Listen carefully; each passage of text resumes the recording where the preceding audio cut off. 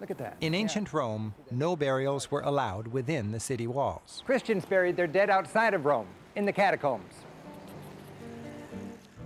I'm teaming up with Tom Rankin, an American architect living and teaching in Rome. We've rented bikes and are bound for one of these catacombs.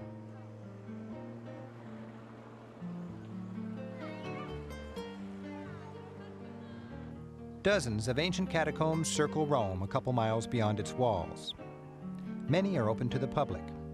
We're visiting perhaps the largest and most historic, the Catacombs of San Callisto.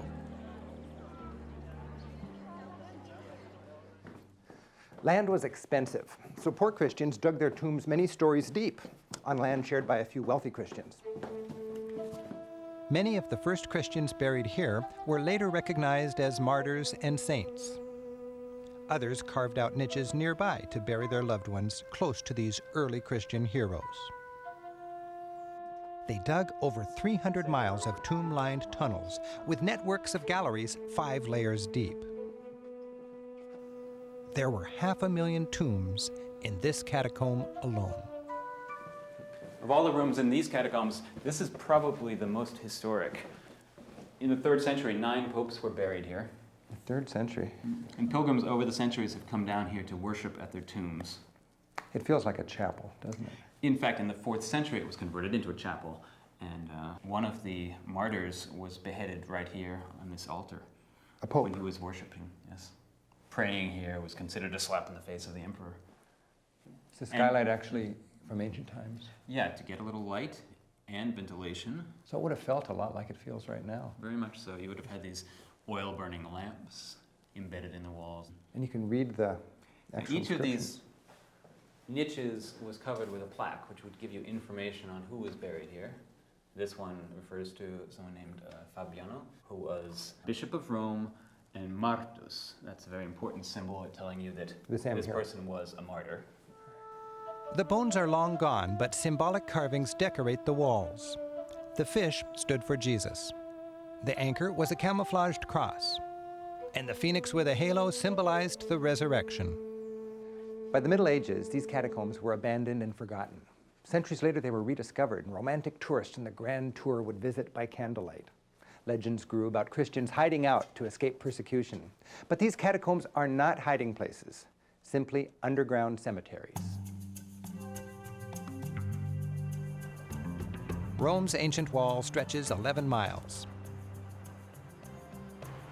It protected the city until Italy was united in 1870. From gates like this, grand roads fanned out to connect the city with its empire. The Appian Way, Rome's gateway to the east, was the largest and fastest road yet, the wonder of its day. Called the Queen of Roads, and very straight as Roman engineers were fond of designing, it stretched 400 miles to Naples and on to Brindisi, from where Roman ships sailed to Greece and Egypt. These are the original stones.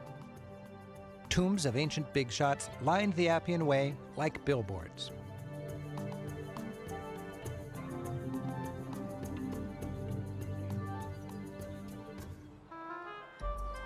With its 1 million people, ancient Rome needed lots of water. Grand aqueducts carried a steady stream into town.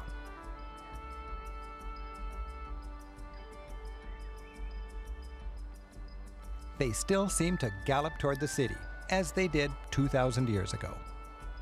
So these aqueducts provided all of Rome's water? Yeah, aqueducts were the Achilles heel of Rome. All you had to do to bring down the city was knock down one of these arches. Oh, yeah. In fact, in the 6th century, the barbarians did just that. Rome shriveled up.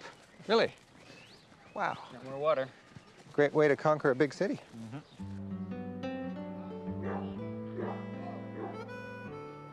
These days, this aqueduct park is a favorite with locals for walking the dog or burning off some of that pasta.